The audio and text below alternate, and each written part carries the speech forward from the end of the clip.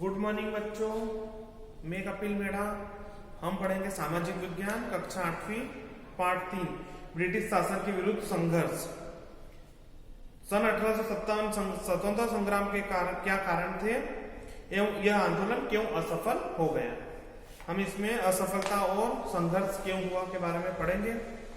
भारत में अंग्रेजी शासन की स्थापना के साथ ही इसका विरोध आरंभ हो गया था। जैसे ही भारत में अंग्रेजी शासन स्थापित हुआ था, इसका विरोध उसी समय से आरंभ हो गया था।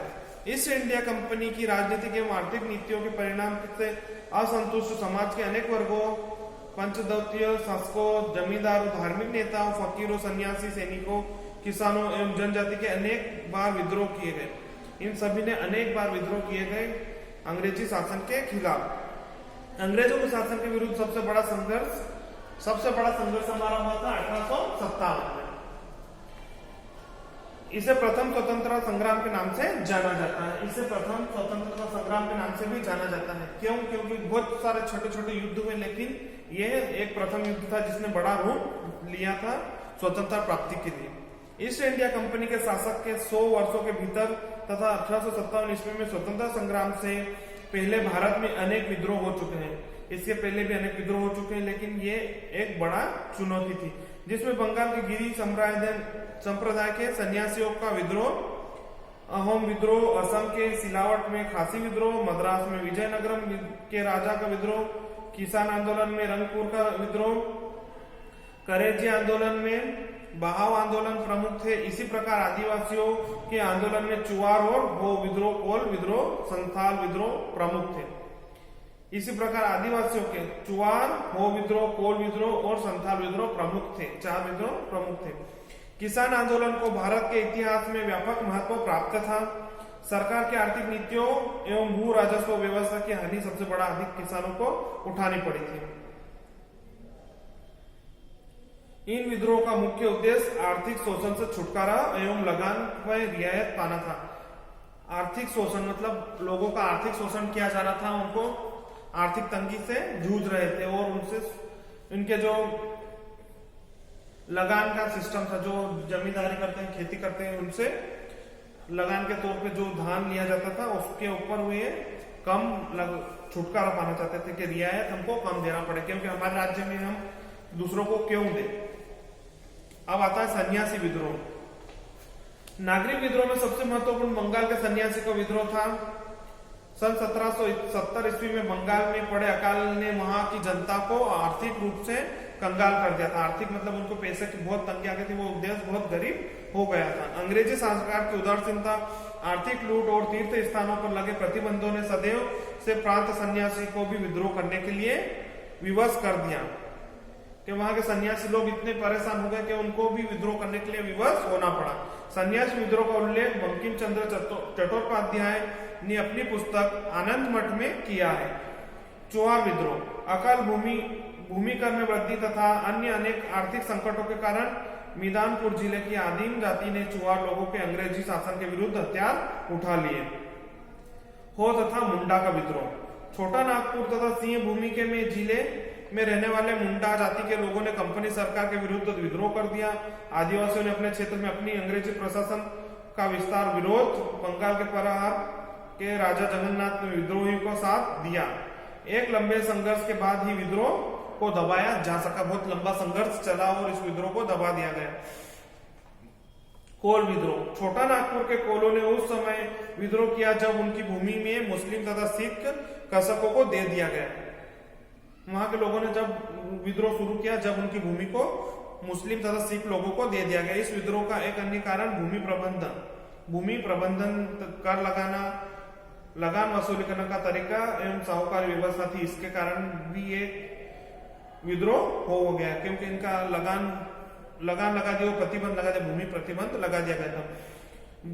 मान भूमि आदि स्थानों पर विद्रोह कर दिया। इस संघर्ष में आदिवासी नेता बुद्धो भगत, उनके पुत्र एवं लगभग 150 अन्य आदिवासी मारे गए। दीर्घकालीन सैनिक अभियान के बाद ही विद्रोह को दबाया जा सका। संथाल विद्रोह, आदिवासियों द्वारा कंपनी के शासन के विरुद्ध किए गए विद्रोह में सबसे बड़े सशक्त विद्रोह संथालों का था। संथालों ने भूमि अधिकारों के दुर्व्यवहार के विरुद्ध विद्रोह किया। उन्होंने अपने क्षेत्र में कंपनी के शासन के अंत की घोषणा कर दी। एक बड़े संघर्ष के बाद 1856 ईस्वी में ही इस विद्रोह को दबाया गया। हम आगे पढ़ते हैं। 1857 ईस्वी का स्वतंत्रता संग्राम।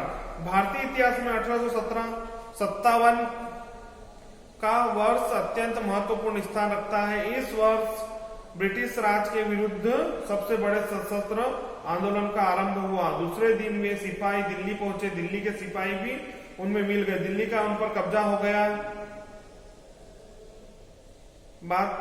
बहादुर शाह जफर को भारत का बादशाह घोषित किया गया। ब्रिटिश शासन के खिलाफ लंबे समय में जो असंतोष पनप रहा था वह स्वतंत्रता संग्राम के रूप में भड़क उठा। सिपाहियों से शुरू हुआ आंदोलन दानव दल की तरह जल्दी से देश में एक बड़े पैमाने पर फैलता गया। जैसे जैसे लोगों में इनके प्रति घृणा होती गई, गुस्सा आते गया और इनका गुस्सा बढ़ते गया तो इन्हें स्वतंत्रता का रूप ले लिया।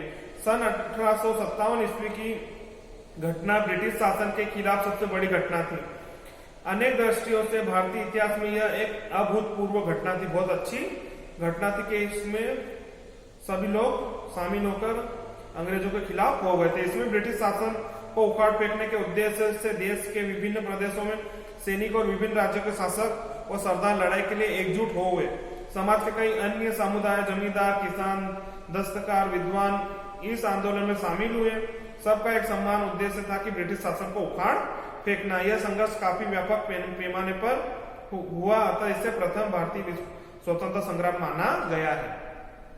इसे इसलिए भारतीय स्वतंत्रता से प्रथम माना गया क्योंकि सभी एक साथ जुट हो गए और अंग्रेजों के विरुद्ध उनको उखाड़ फेंकने के लिए तैयार हो गए।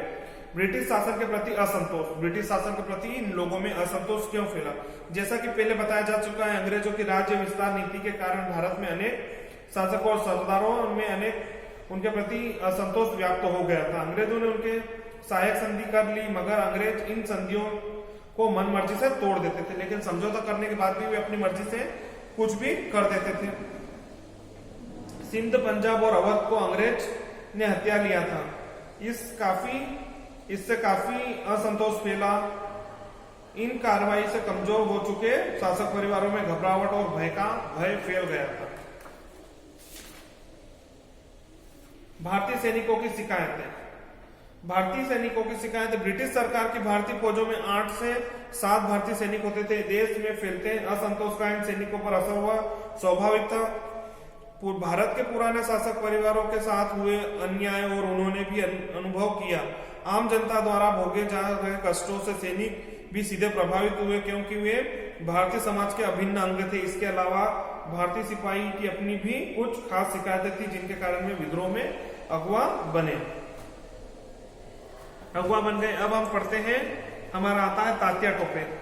तात्या टोपे और साहसी थे। सन 1857 में जब जंग प्रारंभ हुई तब तात्या टोपे ने 20,000 सैनिकों के साथ मिलकर अंग्रेजों को कानपुर छोड़ने पर मजबूर कर दिया। उन्होंने कालपी के युद्ध में झांसी की रानी की मदद की। नवंबर 1857 में उन्होंने ग्वालियर में विद्रोहियों की सेना एकत्र की और कानपुर जीतने के लिए प्रयास किया। 1857। अब यह था हमारा तात्या टोपे का संघर्ष और हमारा आता है झांसी की रानी। 1857 की क्रांति सबसे बड़ी नायिका और झांसी की रानी लक्ष्मीबाई का नाम वीरता की श्रेणी में सबसे ऊपर आता है कि 1857 में नायिका के रूप में हमारी झांसी की रानी का नाम आता है। रानी लक्ष्मीबाई का व्यक्तित्व आज भी महिलाओं के लिए नहीं बल्कि पूरे देश के लिए, युवाओं के लिए प्रेरणा का स्रोत बना है, जो हमारी झांसी की रानी ने 1857 के युद्ध में बहुत अपना सहयोग दिया था। अब इसके स्वतंत्रता संग्राम की असफलता के कारण सन 1857 के आंदोलन का भारतीय इतिहास में गौरवशाली अध्याय है। पहली बार देश में विभिन्न भागों के बीच ऐसे शासक के खिलाफ एकता स्थापित हुई जो सबका शत्रु था। सभी में एकता हो गई थी कि ये सभी का शासक ब्रिटिश सरकार उनका खिलाफ है। आंदोलन में अनेक नेता और योद्धा उभरे जिनकी वीरता तथा बहादुरी में ने उन्हें अमर बना दिया। उनकी वीरता से उन्हें युद्ध लड़ा और उसको अमर बन गए। झांसी की रानी, कुंवर सिंह, तात्या टोपे और बख्तर खां जैसे नेताओं की वीरता आगे आगे की पीढ़ियों के लिए प्रेरणा तथा देश प्रेम का स्रोत बनी है कि इनके लगन को देख के, देश के प्रति प्रेम भावना को देख के, लगन को देख के लोगों में ऐसा हमारे देश के प्रति भावना जागती है और एक हमारे प्रेरणा का स्रोत है। लेकिन आंदोलन में कुछ बुनियादी कमजोरियां थी जिनके कारण उनमें सफल होने की कम उम्मीद थी।